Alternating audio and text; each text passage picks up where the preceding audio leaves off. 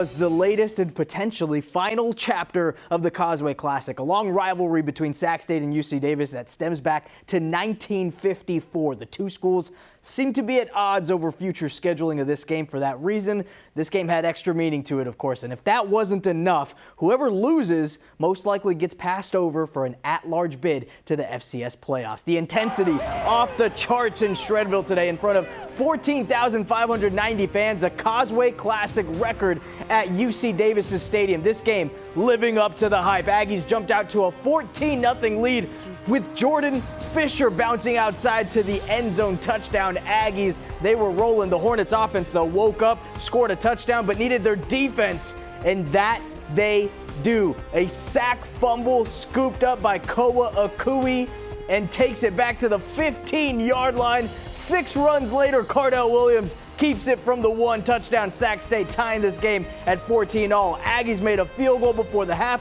and started with the ball in the third, but a high snap brings the ball loose. It's Melvin Swindle II recovering for the Hornets, and they put up back-to-back touchdown drives. Jamar Curtis capped off a Hornet haymaker to make it 27-17. Sac State up front in the fourth quarter, but Del Oro's Caden Pinnick saved his best down the wire, went a perfect 5 for 5 on their next drive, shoveled it to Fisher for his 3rd touchdown of the game. The Aggies got the ball back, and then Pinnick drops in an absolute dime to his leading receiver, Samuel Batu Jr. 7 catches, 127 yards, and the go-ahead touchdown for the Aggies. Sac State, though, with one last drive, 4th and 8, under a minute left. Williams drops back. The throw incomplete, their 3rd turnover on downs today, and UC Davis wins a thriller 31-27, hoisting the greatest piece of concrete in college football. Head coach Tim Plow on what this meant to him and the program. I'd be lying if I didn't say that I really wanted to win the game.